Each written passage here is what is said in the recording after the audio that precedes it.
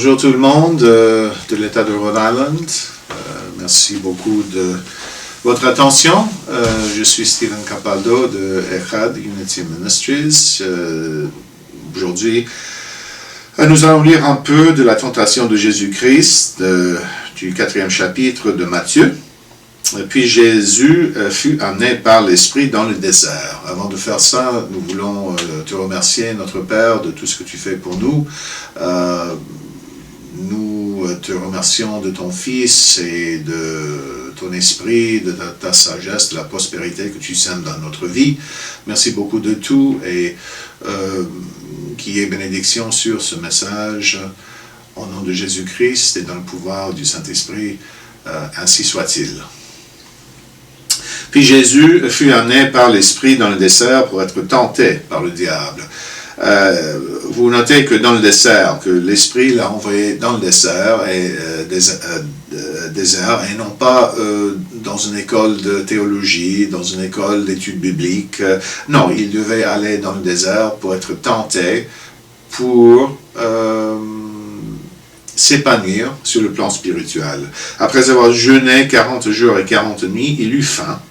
Le tentateur s'approcha, le diable, et lui dit, « Si tu es le Fils de Dieu, c'est une tentation, ordonne que ces pierres deviennent des pains. » Jésus répondit, « Il est écrit, l'homme ne vivra pas de pain seulement, mais de toute parole qui sort de la bouche de Dieu. » Alors, qu'est-ce qui est important? Il est important de manger, mais il est aussi important de suivre la parole de Dieu. C'est ça la chose la plus importante de la vie, de suivre la parole de Dieu.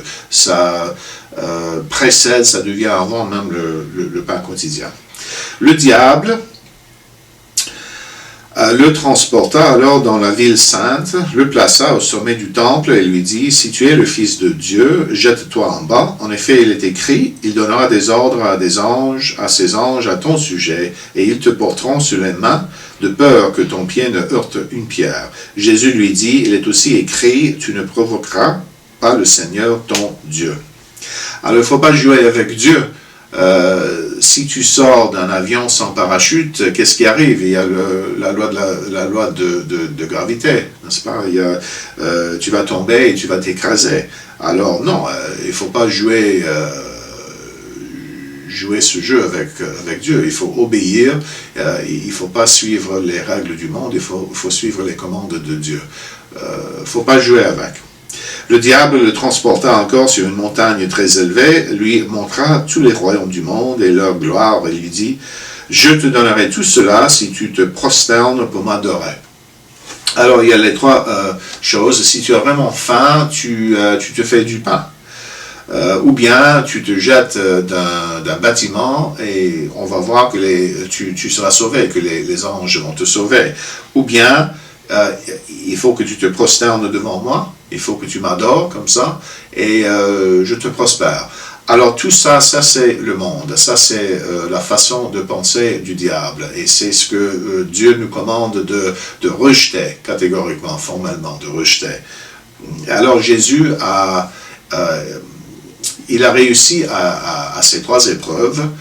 Il devait se faire éprouver, c'était le vœu et l'ordre du Père qu'il se fasse éprouver, qu'il subisse à des épreuves. Et puis Jésus lui dit alors, pour cette troisième fois, « Retire-toi Satan, en effet il est écrit, c'est le Seigneur ton Dieu que tu adoreras et c'est lui seul que tu serviras. » Alors le diable le laissa, et voici que des anges s'approchèrent de Jésus et le servirent. Alors il a besoin d'être servi. Jésus, il donne, il partage la parole de Dieu, mais après il reçoit des administrations. Lorsqu'il a appris que Jean avait été arrêté, donc un ami est arrêté, il est en prison, on peut être en prison mentalement ou physiquement, et là, nous, en tant que croyants, on est là pour servir, on est là pour aider. Jésus se retira en Galilée, il quitta Nazareth et vint habiter à Capernaum, ville située près du lac, dans le territoire de Zabulon et de Nephtali, afin que s'accomplisse ce qu'avait annoncé le prophète Ésaïe. Enfin, c'est ce qui est déjà dit dans l'Ancien Testament. Territoire de Zabulon et de Nephtali, route de la mer, région située de l'autre côté du Jourdain, Galilée à la population étrangère. Étrangère, c'est-à-dire des gens non-croyants. Le peuple assis dans les ténèbres a vu une grande lumière. Lumière, c'est le symbole de qui? De Jésus-Christ. Et sur ceux qui se trouvaient dans le pays de l'ombre de la mort, une lumière s'est levée.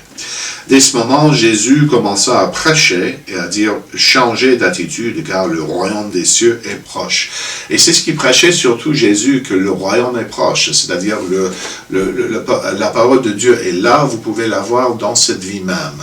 Si vous avez déjà croit en Jésus-Christ, vous avez été sauvé pour la vie éternelle, vous avez la possibilité de vivre selon la parole de Dieu et dans le royaume éternel déjà sur la planète, sur Terre.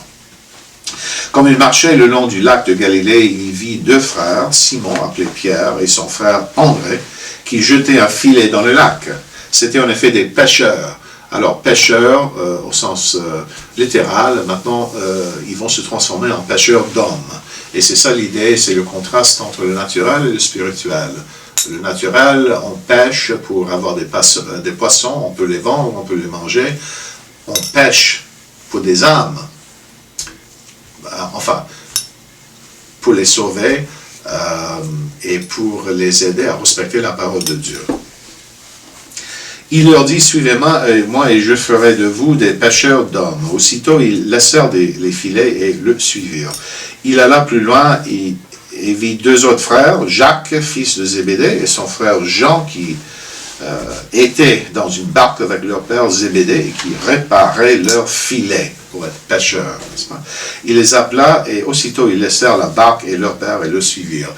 Tu vois, les hommes qui ont quitté la pêche et ont quitté même leur père pour être avec Jésus, pour étudier et maîtriser la parole de Dieu.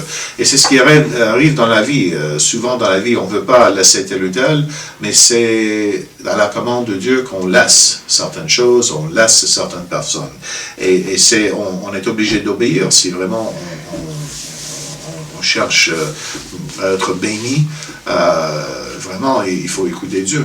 Et la parole de Dieu, si c'est le moment de laisser quelqu'un ou de laisser certaines choses, on les laisse. C'est difficile, c'est pénible dans la vie, mais c'est la parole de Dieu qui le veut. Jésus parcourait toute la Galilée.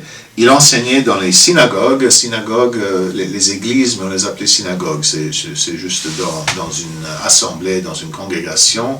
Le terme grec est ecclésia. C'est les gens qui sont appelés à adorer Dieu. Proclamait la bonne nouvelle du royaume et guérissait toute maladie et toute infirmité parmi le peuple. Sa réputation gagna toute la Syrie et on lui amenait tous ceux qui souffraient de maladies et de douleurs de divers genres. C'est Jésus qui guérit, le grand guérisseur. Des démoniaques, des épileptiques, des paralysés, toutes sortes de malaises, toutes sortes de maladies, maladies physiques, maladies mentales, émotives, affectives, spirituelles, toutes sortes de maladies. On peut compter sur Jésus, le guérisseur. C'est la foi qui guérit, mais c'est en écoutant Jésus qu'on peut recevoir plus de foi. On commence par un peu de foi, et puis plus on a de la foi, plus ça augmente la foi, et ça devient grand et plus grand encore. C'est comme ça que fonctionne la foi, et ça, c'est la foi qui guérit, basée sur la parole de Dieu, véhiculée par Jésus-Christ. Et il les guérissait, Jésus. De grandes foules le suivirent, venus de la Galilée, de la Décapole, de Jérusalem, de la Judée et de l'autre côté du Jourdain. C'est l'idée que la parole de Dieu se véhicule, voyage partout, se répand partout. C'est parce que c'est à cause de sa puissance même que la parole de Dieu devient plus écoutée, plus respectée.